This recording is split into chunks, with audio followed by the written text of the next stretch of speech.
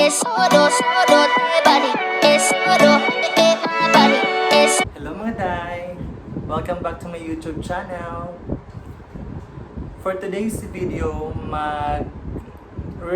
magre-review ako ng isang in-order ko online sa Apple Store. Actually, ang tagal-tagal ko na nitong inantay, siguro almost 3 weeks ko siyang inantay at dumating nga siya. Dumating siya kaninang umaga. Tapos, inopen ko na siya actually para matry kung okay siya or anything. So far, so good naman siya. So, I decided na mag-unboxing ako. Pero na-unbox ko na siya. Pero anyway, just to share lang, I am not here to brag or anything. Gusto ko lang i-share sa inyo na nagkaroon ako ng Airpods. And I am very happy. Kasi syempre pinagpaguran ko rin yung pera. Tapos, nagtipid talaga ako para mabili ko siya ng bonggang-bongga. As in, sobrang pagtitipid ko para lang mabili siya. Okay guys, ipapakita ko sa inyo kung ano yung nabili kong Airpods. Actually, hindi naman siya yung sobrang bago. I mean, hindi siya yung latest na AirPods Pro. Ano lang siya, AirPods Gen 1. Pero okay na rin siya. Ipapakita ko sa inyo kung magkano yung bili ko dito sa Singapore.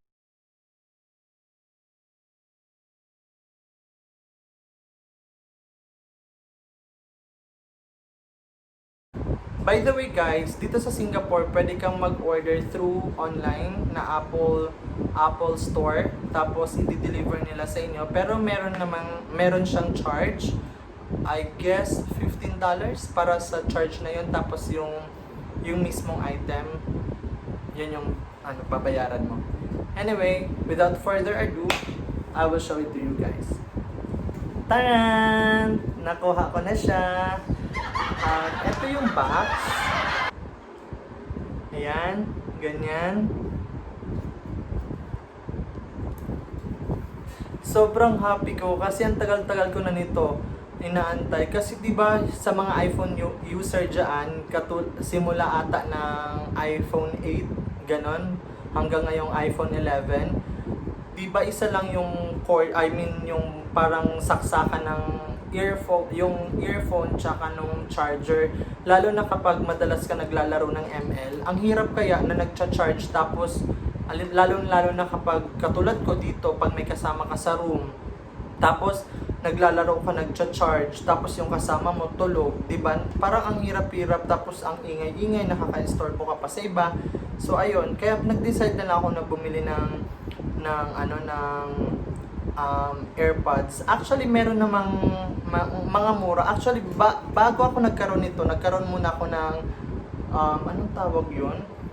Yung sa M1, parang basta M1 siya na AirPods. Ano siya, nasa $56 lang ang bili ko. Maganda din naman siya, pero mas iba pa rin talaga yung function ng totoong sa AirPods at saka sa M1. Okay, papakita ko sa inyo, unbox ko sa inyo ha. So, eto siya. Ganyan. Wait lang, bubuksan ko. Para kung bata nung dumating to, as in para kung, oh my God! Ang tagal-tagal ko nang inantay. Anyway, ito siya. Yun, ganyan. May kasama siya. Itong, ano tawag nito? Yung manual na hindi nyo naman binabasa. Aminin, hindi kayo nagbabasa. Yan, ito siya, bla bla bla, kung ano ng mga papel na hindi naman binabasa. Pero itatago ko lang siya.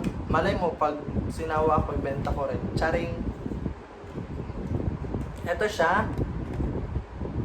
Ito yung mismong, case. Tapos nandyan na rin yung AirPods niya. Tapos, sa loob niya, meron pala siyang kasamang charger. I was surprised. Anyway, ito yung charger niya. sige, mamaya na nga lang charger. Anyway, meron pa naman akong charger sa iPhone ko. Yun na lang din ang gagamitin ko kasi brand new pa to eh, sayang din. Tapos, eto siya. Yan, eto siya. May nagbi-blink-blink na green. Grabe, para akong bata nung dumating nito as in. Yan. Ko-connect natin siya sa sa iPhone ko. Wait lang.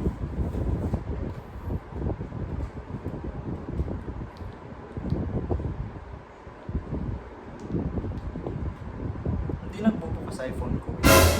So guys, eto na siya. Ito yung iPhone ko. Tapos, i-connect ko siya dito. I will try kung gagana siya. Talagang bonggang-bongga. Pero kanina naman, kanina naman na ko na naman siya na-try. Gumagana din naman siya. Tapos, ayun.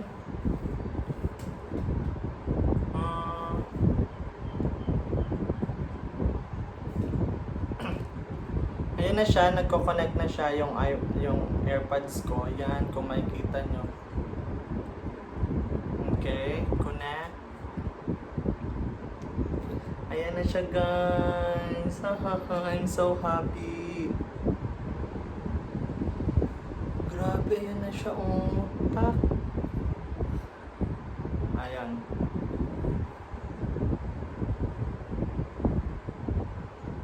Ito-try ko siya. Ayan.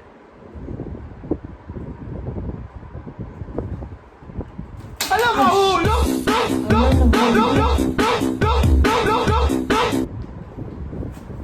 Ito na guys, nagpapatugtog na ako. By the way, yung iPhone na gamit ko, ito yung iPhone ng boyfriend ko. iPhone XR.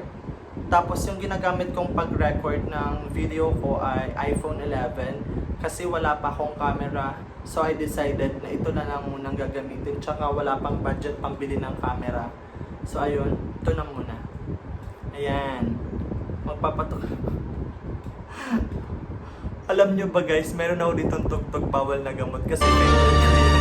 Lalo na kapag kumakanta ako sa mga karaoke sa ayun, tapos basta yun yung favorite song ko pag kumakanta ako sa karaoke. Ayan. Ayan na. Yan, ang ganda niya. Anyway guys, pag kayo bibili ng AirPods, I would suggest na mag-antay na lang kayo na mag-open yung mga Apple Store kasi sayang din naman yung $15 na ibabayad yung parang shipping fee. Kung makapag-antay din naman kayo, edi mag-antay na lang kayo kesa na gagastos pa kayo ng $15 kasi sayang din naman. Tapos, ayun. Yun lang naman ang vlog ko for today. Shinare ko lang naman sa inyo yung nabili ko ngayon. And wala na rin akong maisip na content actually. Ayun, I'm very happy na natanggap ko na siya. Tapos, it works perfectly fine. So, ayun. And guys, thank you for watching my vlog. Sana mag-subscribe pa kayo. By the way, salamat po pala sa mga bagong subscribers ko na nagtiwala kayo sa vlog ko. Sana po patuloy niyo po akong suportahan. Nag-start pa lang din naman po ako mag-vlog. So, malay natin in the near future makakapag-vlog ako ng very entertaining, mga ganon, tapos mas masaya, lalo na pag mga kasama ko yung mga friends ko, ang saya-saya nilang kasama, tapos ipapakita ko din sa inyo. Okay guys, thank you for watching. Bye! Don't forget to hit like, subscribe, and don't forget na rin yung bell para ma-notify kayo every time na nag-upload ako ng video. Thank you so much. Have a good one. Bye! By the way guys, nakalimutan kong i-share sa inyo.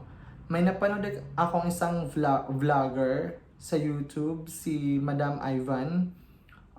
May pinadala sa kanyang AirPods ng AirPods Manila. Sila yung parang, hindi ko lang sure kung mga imitation. Pero yung nabanggit niya doon na yung AirPods na binigay sa kanya, parang hindi siya totoong Apple. Pero kahawig siya ng AirPod mismo, na AirPod Generation 1 or 2 or Pro, whatever. Pero yung sa kanya parang, hindi ko lang sure kung AirPods na Generation 1 or Gen 2. Anyway, murang-mura lang siya. Siguro, nagtanong kasi ako eh. May message ko sa Instagram, yung AirPods Manila. By the way, sa Instagram mo siya makikita. Nakita ko, ay na-message ko doon at sinabi nila na pag AirPods Gen 1, 3,000, and for AirPods Pro parang nasa 4,000. Kung wala din naman kayong budget, pwede nyo naman yun muna ang bilhin nyo. Pero hindi ko sinasuggest na na tangkilikin yung mga imitation. Pero kung hindi nyo naman kaya, hindi naman pasok sa budget nyo, try nyo din yun. Kasi sabi nila maganda. Mga reviews nila, ang gaganda ng mga reviews nila. So, check it out. Nasa siya, Instagram, AirPods Manila. Thank you!